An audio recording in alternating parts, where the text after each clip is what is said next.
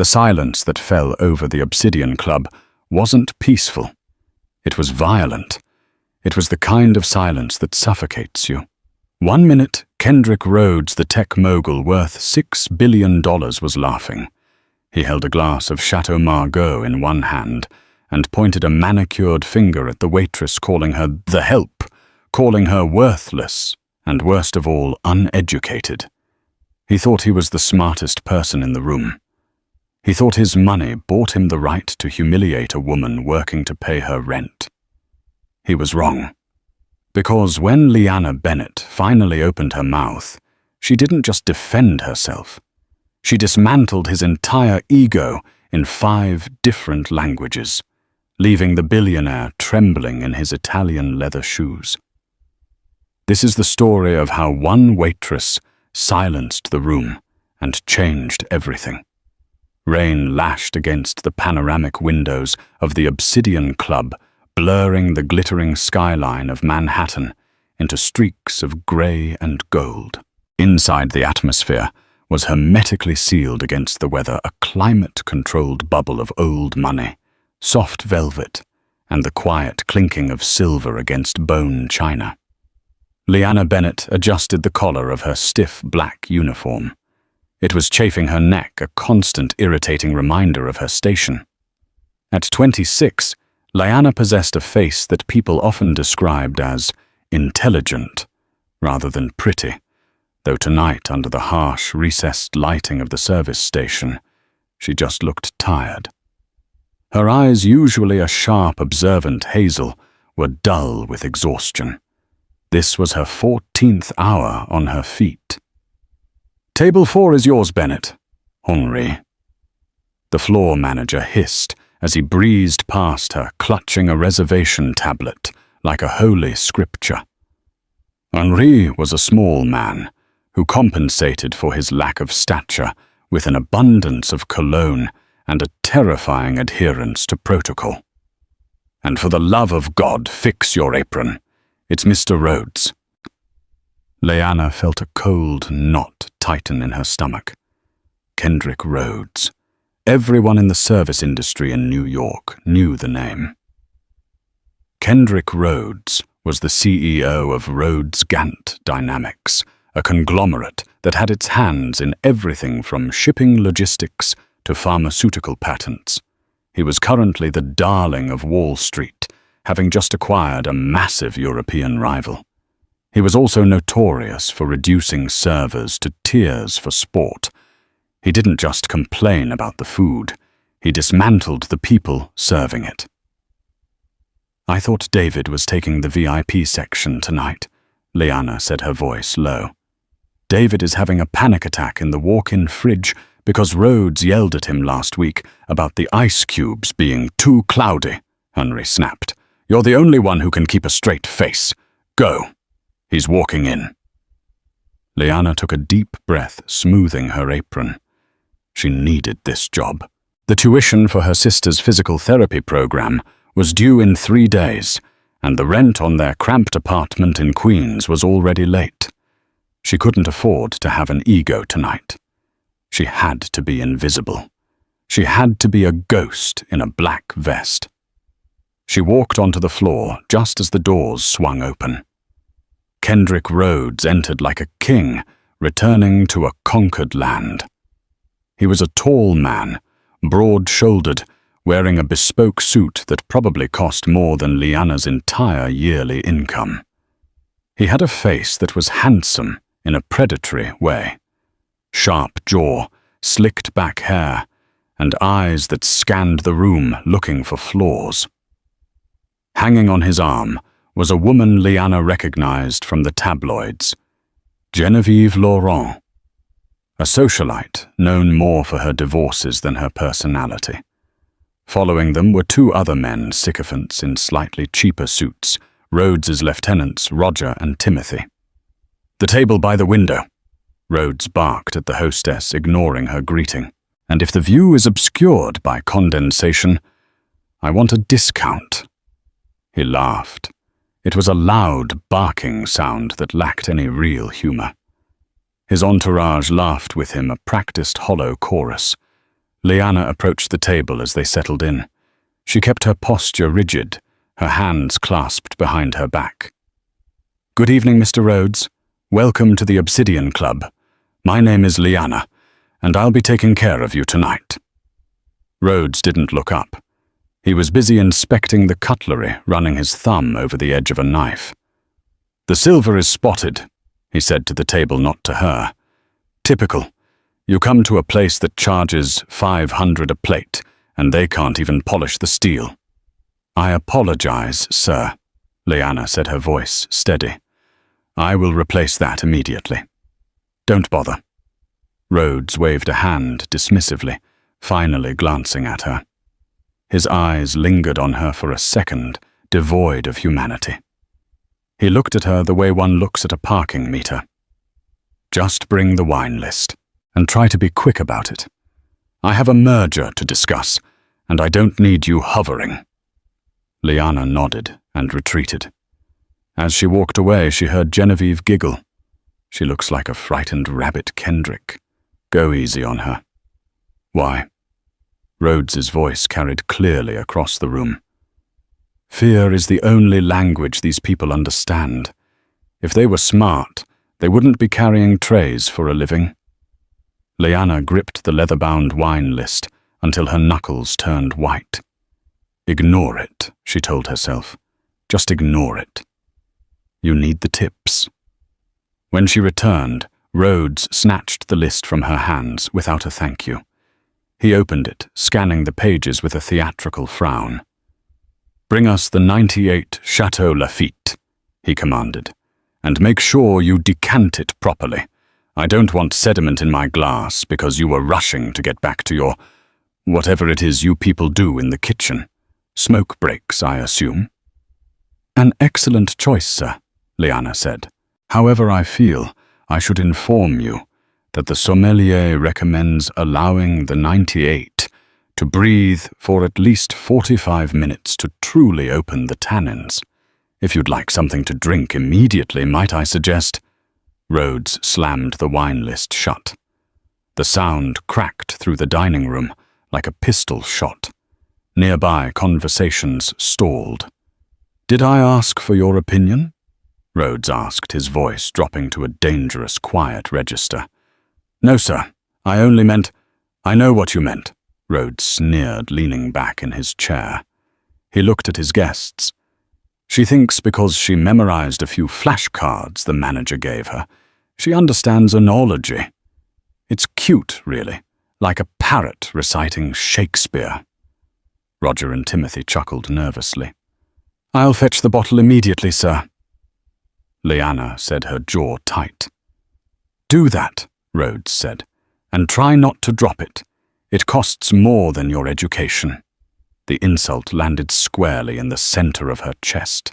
Lyanna turned on her heel, her face burning. She walked back to the service station, where Henri was watching with wide eyes. "He's in a mood," Henri whispered. "David just quit, walked out the back door." "I'm fine, Henri," Lyanna lied, reaching for the decanter. Her hands were shaking slightly, but she forced them to still. She had handled rude customers before, but there was something about Rhodes, a specific, targeted cruelty, that felt different. He wasn't just rude, he was trying to erase her dignity. She returned to the table and began the ritual of opening the wine. She moved with precision, cutting the foil, inserting the corkscrew, and leveraging the cork out with a soft pop. She poured a taste for Rhodes. He swirled it, sniffed it, and took a sip. He swished it around his mouth for an uncomfortable amount of time before swallowing. "It's corked," he announced. Lyanna froze. She had smelled the cork herself. It was perfect. She knew the scent of the wine, earthy with notes of cedar and graphite. It was flawless. "Sir," Lyanna said gently, "I can assure you, I said it is corked." Rhodes raised his voice. "Are you arguing with me?" "I simply—" "Take it away," he snapped, "and bring me another. Actually, forget the wine. You've ruined the mood." He looked at Genevieve. "This is what happens when you let uneducated labor handle luxury goods. They don't have the palate. They don't have the breeding." The room was quiet now. Other diners, CEOs, politicians, celebrities were watching. Some looked uncomfortable. Others looked amused, glad the predator's gaze wasn't fixed on them. Lyanna stood there, the bottle in her hand. She had two choices. She could apologize, retreat, and cry in the locker room. Or she could stand her ground. "Mr. Rhodes," she said, her voice slightly louder than before. "The wine is not corked. If you are unhappy with the selection, I can bring the list back. But the wine itself is impeccable." Rhodes's face went red. He stood up. He was a large man, towering over her. "You insolent little—" He stopped, composing himself, smoothing his jacket. He smiled, a cruel, jagged expression. "You know I was going to leave a tip, out of pity. But now I think I'm going to teach you a lesson about your place in the world." He turned to his guests, switching languages. He began speaking in French, fast, colloquial, and laced with slang, assuming the uneducated help wouldn't understand a word. "Regardez cette idiote," Rhodes said to Genevieve, gesturing at Lyanna. "Elle se tient là comme une vache qui regarde passer un train. C'est pathétique. Ces gens n'ont aucune culture, aucune ambition. Ils sont nés pour servir, et ils échouent même à ça." Translation: "Look at this idiot. She stands there like a cow watching a train go by. It's pathetic. These people have no culture, no ambition. They are born to serve, and they fail even at that." Genevieve looked uncomfortable. Kendrick, stop. But Rhodes was on a roll. He switched to Italian, addressing Roger, who managed the European division. "Questa ragazza è il motivo per cui l'America sta fallendo. Troppo orgoglio, nessuna abilità. Scommetto che non ha nemmeno finito il liceo. Probabilmente sa solo come chiedere l'elemosina."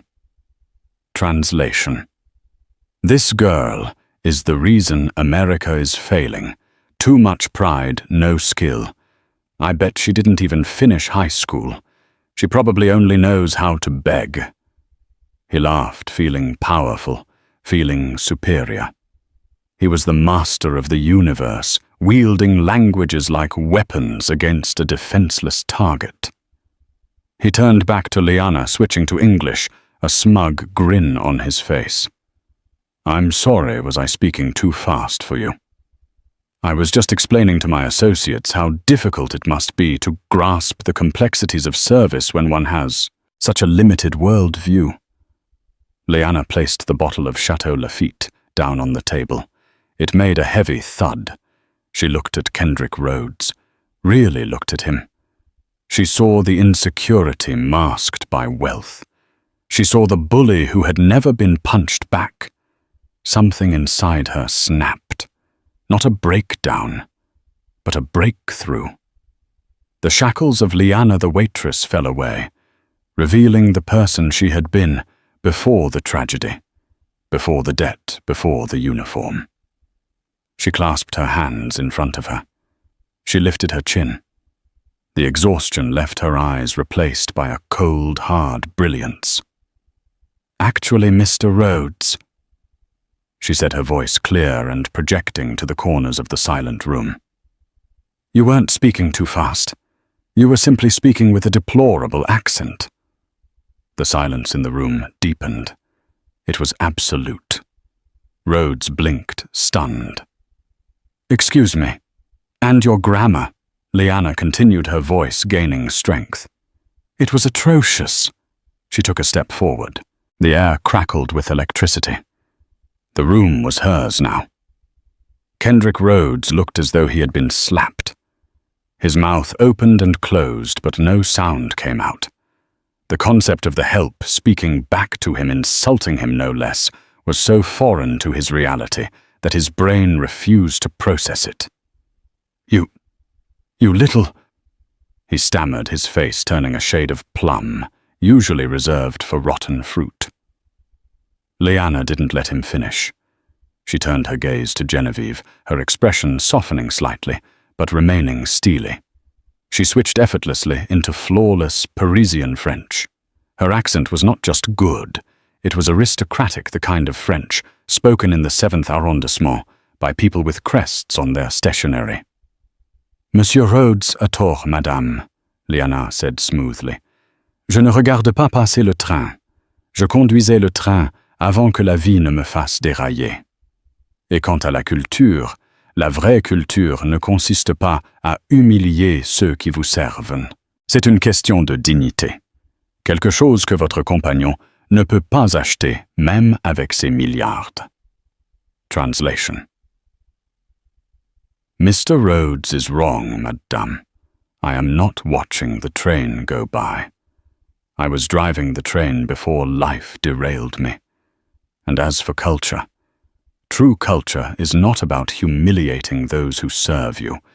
It is a matter of dignity, something your companion cannot buy even with his billions." Genevieve gasped, her hand flying to her mouth.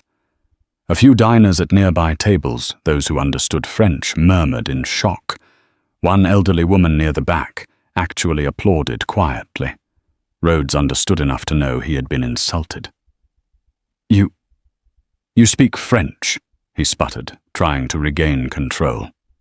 "So what? You took a class at a community college." Lyanna pivoted to Roger, the man Rhodes had spoken to in Italian. She locked eyes with him. Roger shrank back into his seat. She switched to Italian. Not the rough, Americanized Italian Rhodes had butchered, but lyrical, rapid-fire Tuscan. "Signore," she addressed Roger, "il suo capo crede che io sappia solo chiedere l'elemosina, ma in realtà stavo correggendo la sua scelta del vino. Il Lafite del 98 è strutturato sì, ma con l'anatra che avete ordinato il Barolo sarebbe stato la scelta superiore. Un uomo d'affari intelligente sa ascoltare gli esperti anche se indossano un grembiule. L'ignoranza è l'unica vera povertà qui." Translation. "Sir, your boss believes I only know how to beg. But actually, I was correcting his wine choice. The 98 Lafite is structured, yes, but with the duck you ordered, the Barolo would have been the superior choice. A smart businessman knows to listen to experts, even if they wear an apron. Ignorance is the only true poverty here." Roger looked at Rhodes, then back at Lyanna, terrified. She says you picked the wrong wine, Kendrick." Rhodes was vibrating with rage. This was a nightmare. He was losing control of his own table. He was the alpha. This was not supposed to happen. He decided to go for the jugular. He knew one language that no street rat waitress could possibly know. A language of the old elites, of the harsh academics he had suffered through in boarding school in Zurich. He sneered at her. "Impressive parlor tricks. You learned a few phrases to pick up tourists. Can you handle German, or is that too complex for your little brain?" He barked a sentence at her in German, a complex philosophical insult about the nature of servitude and inferiority, quoting badly Nietzsche. Lyanna didn't blink. She smiled a cold, terrifying smile. She answered in German, her voice dropping an octave resonant and commanding. "Wer mit Ungeheuern kämpft, mag zusehen, dass nicht dabei zum Ungeheuer wird," she quoted back perfectly. Then she continued improvising in sharp, high German. "Sie zitieren Nietzsche, aber Sie verstehen ihn nicht. Sie denken, Sie sind der Übermensch, Herr Rhodes. Aber Sie sind nur ein Tyrann mit einem Scheckbuch. Und übrigens, Ihre Aussprache der Umlaute ist eine Beleidigung für die Sprache Goethes." Translation. "He who fights with monsters should look to it that he himself does not become a monster. You quote Nietzsche, but you do not understand him. You think you are the Superman, Mr. Rhodes. But you are just a tyrant with a checkbook. And by the way, your pronunciation of the umlauts is an insult to the language of Goethe. The room was dead silent. You could hear the ice melting in the water glasses. Kendrick Rhodes was stripped bare. He had been bested in French, Italian, and German.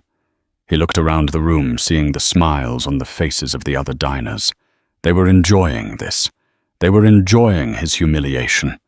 He slammed his fist on the table, rattling the silverware. "Who are you?" he demanded, his voice cracking. "Who the hell are you?" Lyanna took a breath. She could stop now. She had made her point. But she wasn't done. He had called her uneducated. He had questioned her worth. She looked at Timothy, the quietest of the group, who was looking at a file on the table marked Project Helios, the merger Rhodes was discussing. The file had some text visible in Mandarin Chinese, likely from their suppliers. Lyanna looked at the document, then at Rhodes.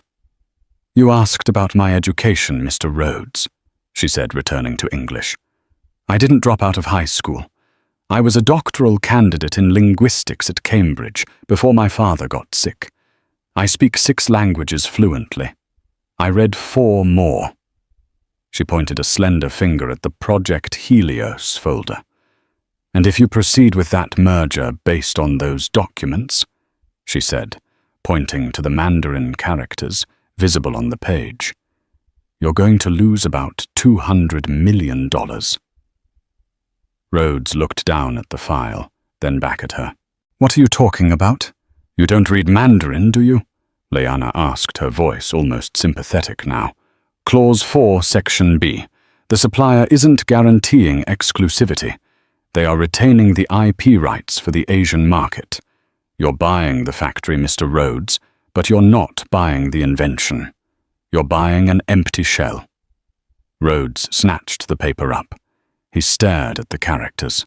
He didn't understand them. He looked at Timothy. "Is she right?" Timothy was sweating. He pulled out his phone, frantically typing into a translation app. After a long, agonizing minute, Timothy looked up, his face pale. The character for exclusivity is missing," Timothy whispered. "And yes, it says rights retained by vendor." The fork dropped from Rhodes's hand. It clattered onto the plate. The silence that followed was the sound of an empire crumbling. Lyanna stepped back. She smoothed her apron again. She was just a waitress again. "I'll take the wine away, sir," she said softly.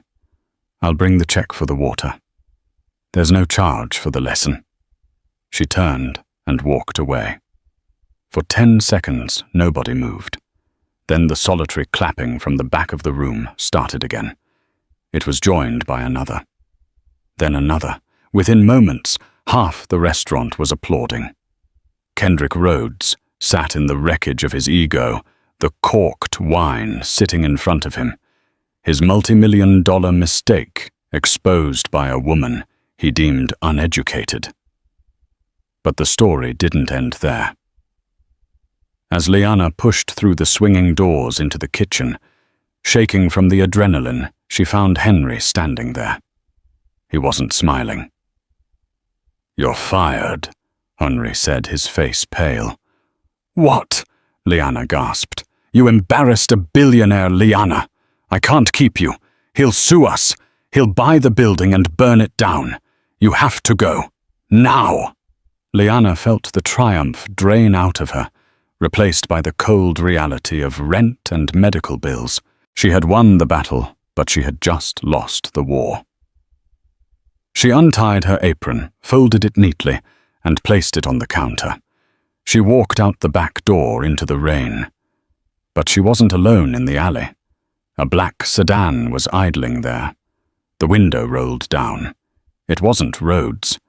It was the man who had been clapping first. An older man with silver hair and kind eyes. "Miss Bennett," he called out through the rain. Lyanna stopped hugging her arms against the cold. Yes. My name is David Sterling. Wait, no. The man corrected himself with a smile. My name is Robert Thorne. No, sorry. My name is William Hastings. Get in, William Hastings said. I saw what you did in there, and I think we have a lot to talk about. Lyanna hesitated. Who are you? I'm the man who tried to buy Rhodes's company last year and failed, Hastings said. And I need a translator who can spot a $200 million lie from across a dinner table. The interior of William Hastings' limousine smelled of aged cedar and expensive leather, a stark contrast to the damp, garbage-scented air of the alleyway Lyanna had just left. She sat on the edge of the seat, shivering, her wet uniform clinging to her skin. William Hastings pressed a button on the console, and the partition between them and the driver slid up, sealing them in total privacy. He opened a small cabinet and poured a glass of amber liquid, offering it to her. Brandy, he said kindly. It will stop the shaking. I'm not trying to get you drunk, Miss Bennett. I just need you warm enough to listen. Lyanna took the glass with trembling hands. She took a sip. The warmth spread through her chest, but it didn't quell the panic rising in her throat.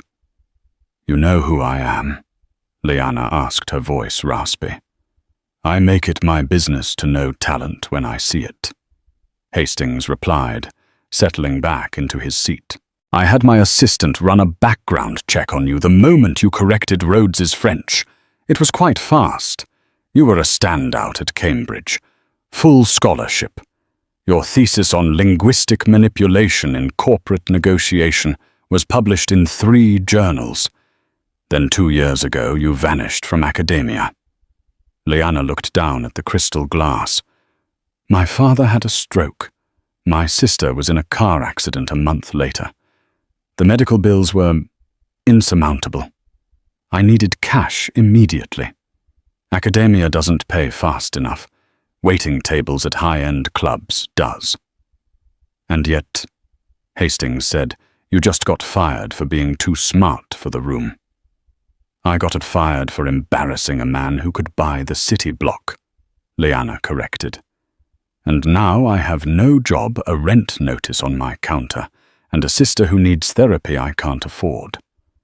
Hastings reached into his jacket pocket and pulled out a sleek black envelope.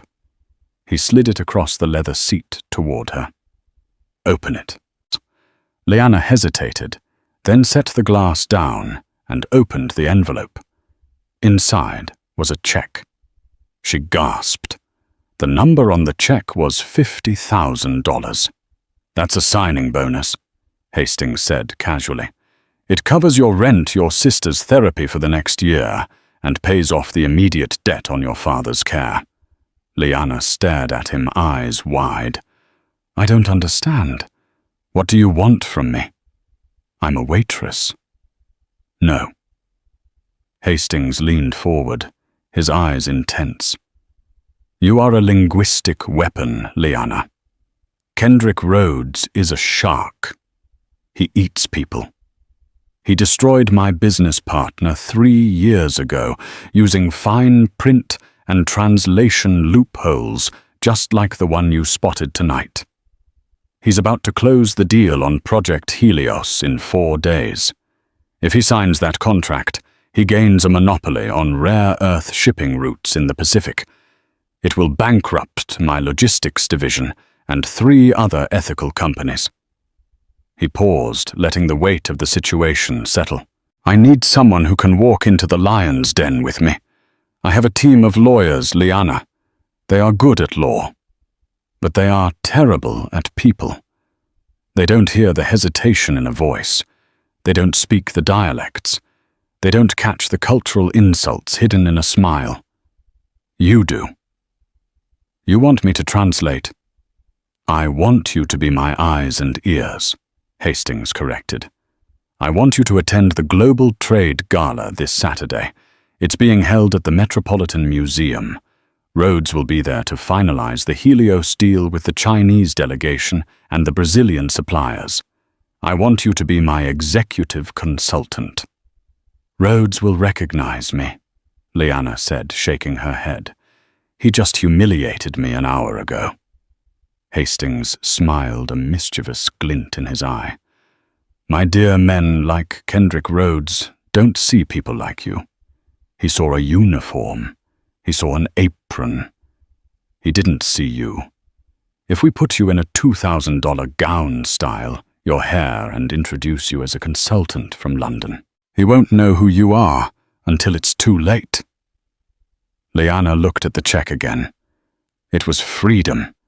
It was her father's life. It was her sister's future. "What happens if I fail? Then I lose a lot of money." Hastings shrugged. "But you keep the 50,000. The check is yours regardless. Consider it payment for the show you put on tonight. I haven't enjoyed a dinner that much in 20 years. Lyanna looked out the window. The rain was still falling, but it didn't look cold anymore. It looked like a cleansing. "I speak Mandarin, Cantonese, French, German, Italian, and Portuguese," Lyanna said, her voice gaining strength, "and I can spot a lie in all of them." "I know," Hastings grinned. "When do we start?" "Right now," Hastings said, tapping the intercom. "Driver, take us to the penthouse, and call secure line 4. We have work to do." The next 3 days were a blur of intensity that rivaled Lyanna's doctoral defense. She was moved into a guest suite at the Hastings estate, a sprawling property in the Hudson Valley that felt more like a fortress than a home. During the day, she sat in a war room surrounded by lawyers and analysts.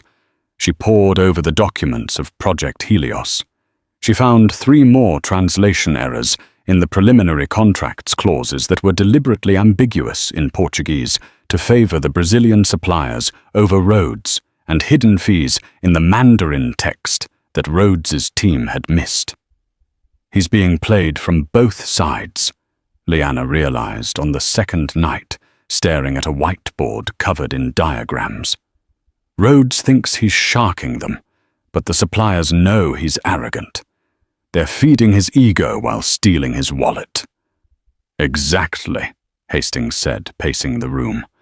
"And we are going to let him sign it, but not before we carve out our own piece."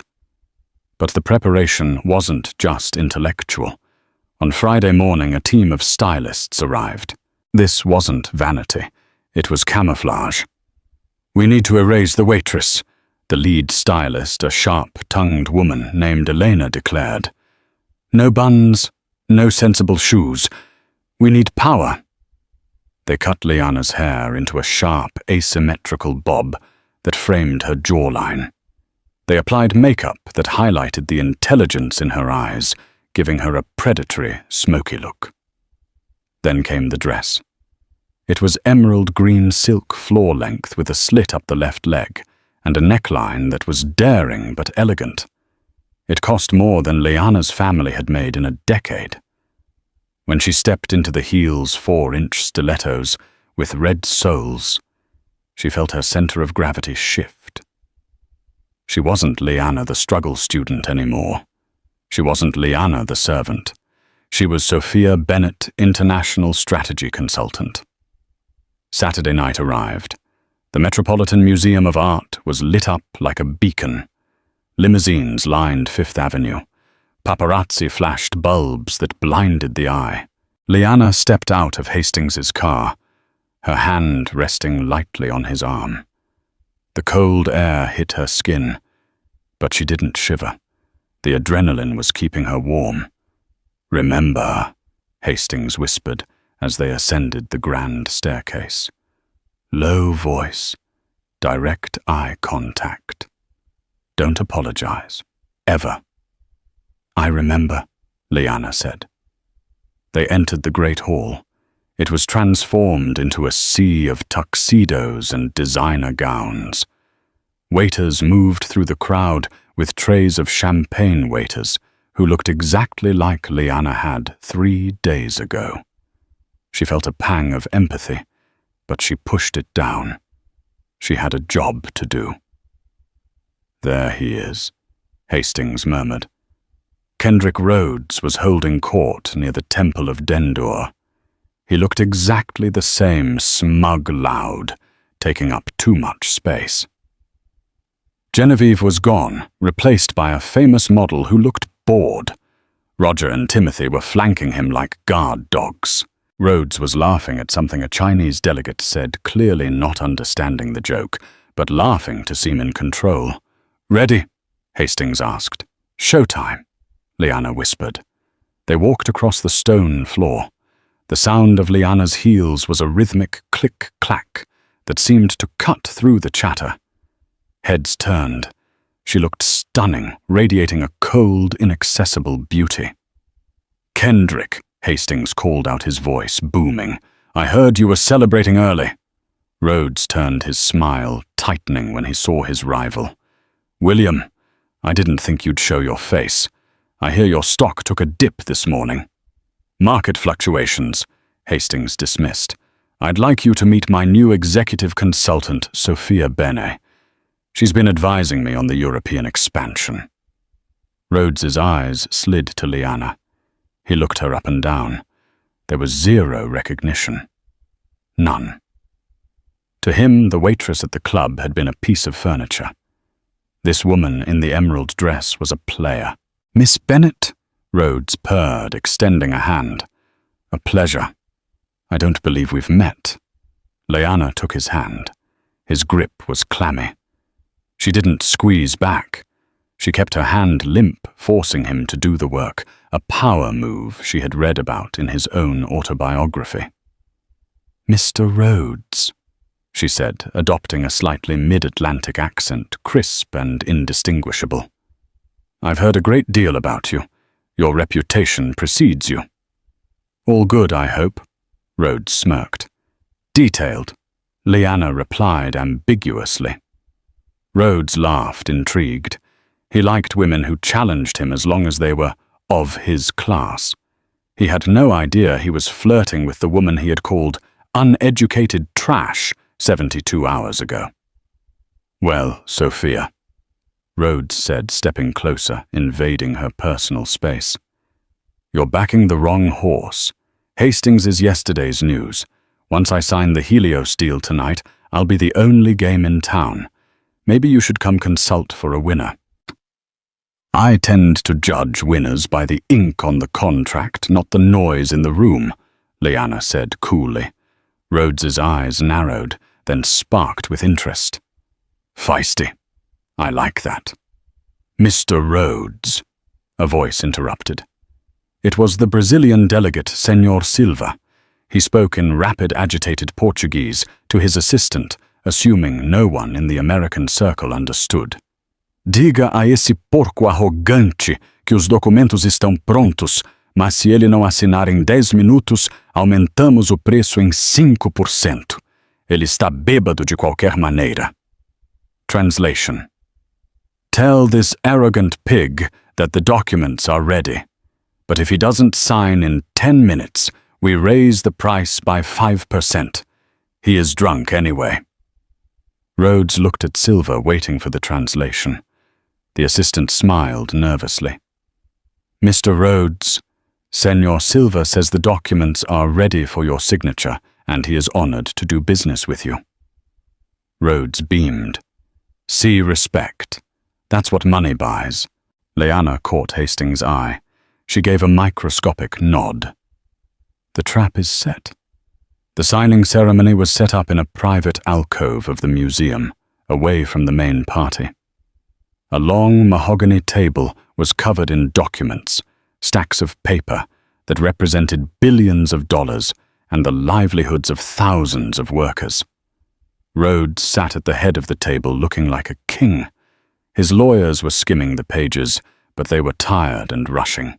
They wanted the champagne and the bonus checks. Hastings and Lyanna stood to the side, technically just observers, as minority shareholders in the sector, a right Hastings had fought for, just to be in the room. "Gentlemen," Rhodes announced, "let's make history." He picked up a gold fountain pen. The Chinese delegation sat opposite him. Their leader, Mr. Zhang, was impassive. He exchanged a few words with his colleague in a rare dialect of Mandarin from the Fujian province, something very few outsiders learned. "Let him sign," Zhang muttered. "Once he anchors the liability to the American subsidiary, we can liquidate the holding company and leave him with the toxic debt." Lyanna's ears pricked up. Toxic debt. She leaned in close to Hastings. "William," she whispered, barely moving her lips. "The Chinese deal isn't just about IP rights. They're dumping toxic assets into the shell company Rhodes is buying. If he signs, he absorbs $3 billion in bad loans. It's not just a bad deal. It's a bankruptcy bomb." Hastings's eyes widened. This was worse than he thought. If Rhodes went down that hard, it would crash the whole market, dragging Hastings down with him due to sector association. "We have to stop it," Hastings whispered. "No," Lyanna said, her mind racing.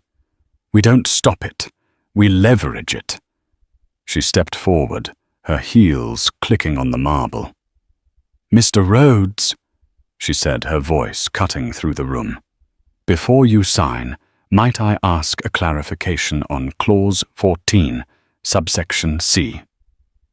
Rhodes looked up, annoyed. "We are in the middle of assigning Sophia. This isn't the time for questions." "It is if you don't want to inherit $3 billion in toxic debt from the Fujian expansion," she said calmly. The room froze. Mr. Zhang's head snapped up, his impassive mask cracking. Rhodes laughed. "Toxic debt. You don't know what you're talking about. My lawyers have vetted this." "Your lawyers speak Mandarin, Mr. Rhodes?" Lyanna asked, walking toward the table. "Standard Mandarin, perhaps, but do they understand the Fujian dialect? Because Mr. Zhang just explicitly stated that the liability is anchored to the American subsidiary."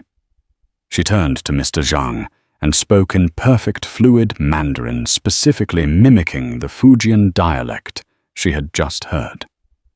"Mr. Zhang, Mr. Rhodes is arrogant, but he is not alone.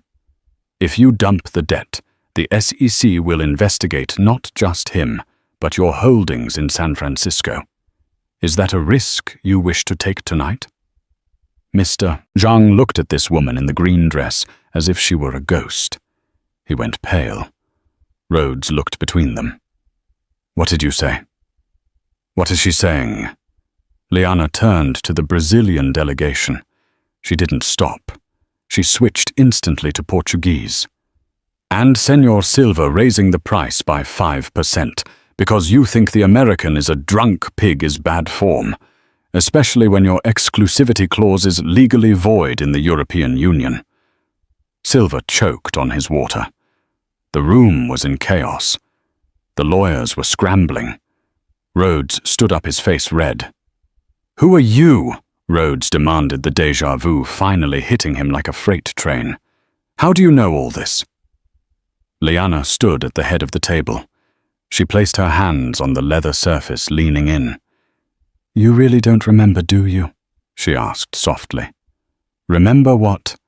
3 days ago, the Obsidian Club. You ordered the 98 Chateau Lafite. You told your friends that people like me have no culture, that we are born to serve." Rhodes's eyes widened. He looked at her face, really looked at her. He stripped away the makeup, the hair, the dress, and saw the bone structure of the waitress he had tormented. "You," he whispered. "The waitress?" "I told you the wine wasn't corked, Kendrick," Lyanna said, using his first name for the first time. It sounded like a curse. "This is a trick," Rhodes yelled, looking at Hastings. "You brought a waitress to negotiate a $1 billion merger. Are you insane?" "She's not a waitress, Kendrick," Hastings said, stepping forward, his voice filled with pride. "She's the smartest person in the room, and she just saved you from the biggest mistake of your life." I don't believe it, Rhodes spat. She's lying. She's trying to sabotage the deal. He looked at Zhang. Tell me she's lying. Mr. Zhang stood up. He looked at Lyanna with a mixture of fear and respect. He gathered his papers. The deal is off, Zhang said in English. We cannot negotiate where there is no trust. Wait, Rhodes screamed.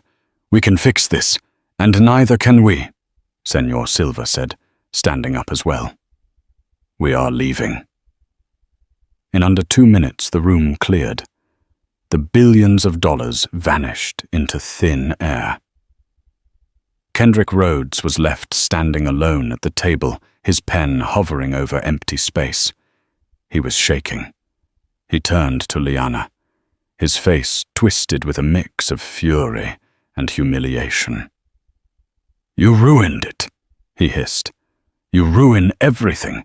You think this is funny. You think you've won. I didn't ruin it, Kendrick, Lyanna said coldly. I prevented you from committing financial suicide. You should be thanking me. Thanking you? Rhodes laughed a manic sound. I'm going to destroy you. I'm going to make sure you never work in this city again. I'll bury you so deep. Actually, Hastings interrupted, checking his watch. You might want to check your email, Kendrick. What? While Lyanna was distracting you with the nuances of international dialect, Hastings said calmly. My team executed a buy order.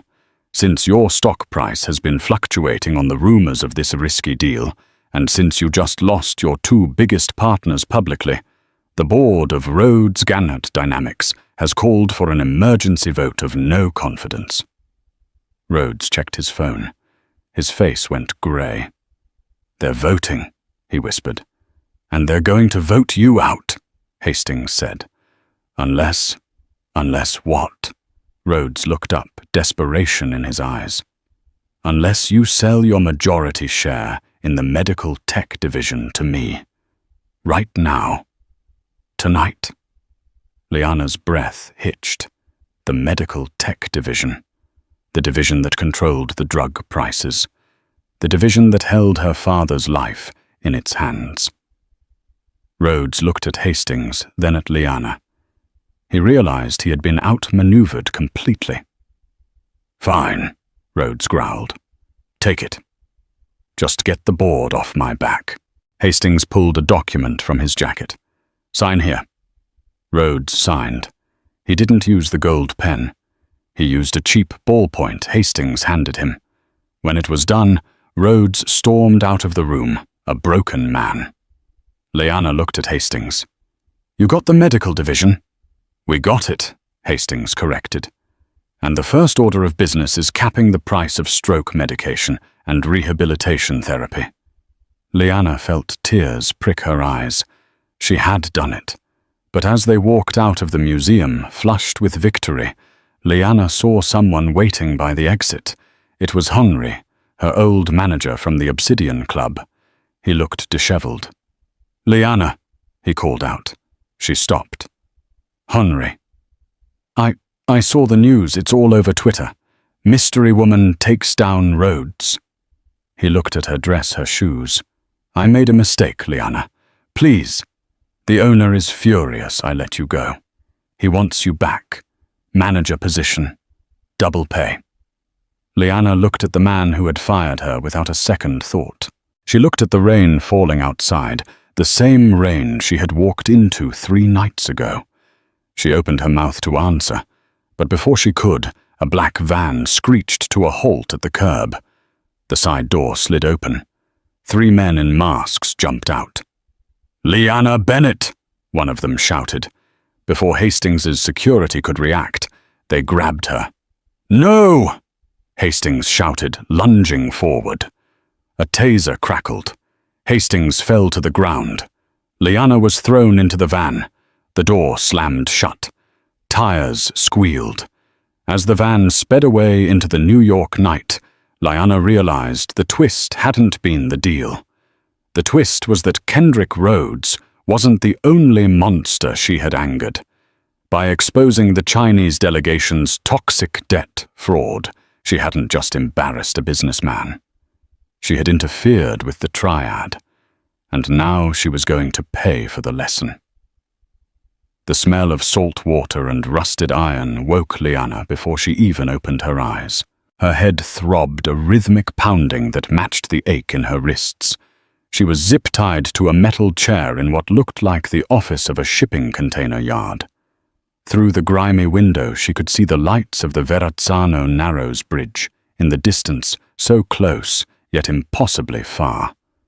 Mr. Zhang stood by the desk, calmly wiping his glasses with a silk handkerchief. Two men stood by the door. They were large, imposing, and holding submachine guns. They weren't the men from the van. These were heavier hitters. "Miss Bennett," Zhang said, placing his glasses back on his nose. "You have caused me a great deal of inconvenience tonight. The deal with Rhodes was delicate. It required a certain blindness from the American side. You provided sight where none was wanted." "I just translated the fine print," Lyanna said, her voice hoarse. She tested the zip ties. Tight, professional. "You did more than translate," Zhang said, walking over to her. "You exposed a laundering operation that has taken 5 years to construct. That debt wasn't just bad loans, Miss Bennett. It was money moving from places it shouldn't exist to places it could be washed clean. By stopping the merger, you froze assets that certain dangerous people needed liquid." Lyanna's stomach turned. This wasn't just corporate greed anymore. This was organized crime. "What do you want?" she asked. "I want to know who else knows," Zhang said softly. "Hastings, the FBI. Who have you told?" "No one." Lyanna lied. "I just read the documents in the room." Zhang sighed. He said something to the guards in a dialect Lyanna hadn't expected. It wasn't Mandarin or Cantonese. It was a localized dialect from the rural border regions, a rough guttural slang used by smugglers. "Rough her up a little. Make her talk. But don't break her jaw. She needs to speak clearly for the recording we'll send to Hastings." The guard on the left stepped forward, cracking his knuckles. He had a scar running down his cheek and looked at Lyanna with dead eyes. Lyanna's heart hammered against her ribs. She had seconds. Physical strength wouldn't save her. She had to use the only weapon she had left. She looked directly at the scarred guard. She didn't speak English. She didn't speak Mandarin. She spoke his dialect, the specific rural slang of his home village. "Does he pay you enough to die for him, brother?" she asked softly in the dialect. The guard froze. His fist, halfway raised, stopped in midair. He looked at Zhang, then back at Lyanna, his eyes wide with shock. "What did you say?" The guard grunted in the same dialect. Zhang frowned. He didn't speak this dialect fluently. He only knew enough to give orders. "What is she saying hit her?" Lyanna didn't look at Zhang. She kept her eyes locked on the guard. "He is planning to burn this location in 1 hour." Lyanna lied, spinning a narrative based on the logic of the situation. "I heard him on the phone while you were outside. He's leaving on a private jet tonight. You two are the loose ends. Why do you think he brought you to the kill site? He's not going to pay you. He's going to bury you with me." It was a gamble, a massive, terrifying gamble. But Lyanna knew the psychology of henchmen. They never trusted their bosses. The guard lowered his hand. He turned to Zhang. "Boss, is the jet waiting?" he asked in broken Mandarin. Zhang looked confused, then furious. "Don't listen to her. She's a witch. She plays tricks with words." Lyanna switched back to the rural dialect, speaking faster now, urgent and pleading. "Look at his bag by the door. Is his passport in there? If he plans to stay, why is he packed for travel? He's selling you out. Just like he sold out the Americans. You are just another contract to him." The second guard looked at the leather bag by the door. He walked over and kicked it. It was heavy. He unzipped it. Inside were stacks of cash and a passport. The atmosphere in the room shifted instantly. The loyalty evaporated. "You traitor!" The second guard growled in Mandarin. Zhang's face went pale. "No, listen to me, that is for us. For our escape." "Liar!" the scarred guard shouted. He raised his weapon, aiming it at Zhang instead of Lyanna. Zhang put his hands up. "Put the gun down. I am your superior." "He called you a peasant dog on the phone," Lyanna added, twisting the knife. "He said you were too stupid to check the flight logs." That was the breaking point. The scarred guard lunged at Zhang, slamming the butt of his rifle into the businessman's stomach. Zhang crumpled to the floor, gasping. The two guards began arguing with each other. One wanted to kill Zhang, the other wanted to take the money and run. They had forgotten about the woman in the chair. Lyanna saw a shard of glass on the floor near her foot. Debris from a broken bottle. She stretched her leg out, dragging her heel, trying to scoot the chair closer to it. The argument escalated. The scarred guard fired a warning shot into the ceiling. The sound was deafening in the small metal room. Suddenly, the heavy steel door of the container office was blown off its hinges with a concussive boom. Smoke filled the room. The two guards were thrown back by the blast. Through the smoke, tactical lights cut beams of blinding white. A team of heavily armed men in black gear swarmed in. "FBI, drop your weapons down now." The guards, disoriented and already fighting each other, didn't stand a chance. They were tackled and zip-tied within seconds. Lyanna coughed, turning her face away from the dust. A figure emerged from the smoke behind the tactical team. He wasn't wearing body armor. He was wearing a torn tuxedo and looked like he had run through a wall. It was William Hastings. He rushed over to her, disregarding the agents yelling at him to stay back. He fell to his knees beside her chair, his hands shaking as he reached for a pocket knife to cut her ties. "Lyanna," he breathed, his voice cracking. "Are you hurt? Did they hurt you?" "I'm okay," Lyanna whispered, her adrenaline crashing. I started a labor dispute." Hastings cut the plastic ties. Lyanna's arms fell free. She tried to stand, but her legs gave way. Hastings caught her, pulling her into a fierce embrace. "I thought I lost you," he whispered into her hair. "I tracked the van's GPS. My security team called the feds. We've been outside for 10 minutes waiting for a breach point. We heard the gunshot and thought I talked them out of it." Lyanna managed a weak smile. "Linguistics, William. It's all about linguistics." As the FBI agents hauled a groaning Mr. Zhang away, the businessman glared at Lyanna with pure hatred. "You are a devil," Zhang spat in English. Lyanna straightened up, leaning on Hastings for support. She looked Zhang in the eye. "No," she said clearly. "I'm just the uneducated help." 6 months later. The Obsidian Club remained a fortress of old money, but the hierarchy inside had shifted. Henri, the manager, stood sweating by the hostess stand, holding the prime window table empty. The doors opened and silence fell. Lyanna Bennett walked in. Not in a black uniform, but in a tailored white power suit that radiated authority. On her arm was William Hastings. Lyanna wasn't just a guest tonight. She was the owner. Following the toxic debt scandal, Kendrick Rhodes had been forced to liquidate everything to pay his massive SEC fines, including his majority stake in the club. He sat at table 4, grey-faced and alone, nursing a glass of tap water. He looked up as Lyanna approached, shame flickering in his eyes. "Lyanna," he muttered.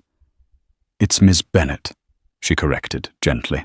I heard you bought the place, Rhodes said, his voice bitter. Are you here to kick me out? Tell me I'm worthless. Speak Latin at me. Lyanna looked at the man who had once terrified her. Now she felt only distant pity. No, Kendrick, she said. I'm not going to kick you out. That would be uneducated. She signaled Henry. Bring Mr. Rhodes the wine list. The real one. She turned back to the fallen billionaire. You can stay, but treat the staff with respect, because every person carrying a tray in this room has a story you don't know, and one of them might just own your company one day. Rhodes looked down, unable to meet her gaze.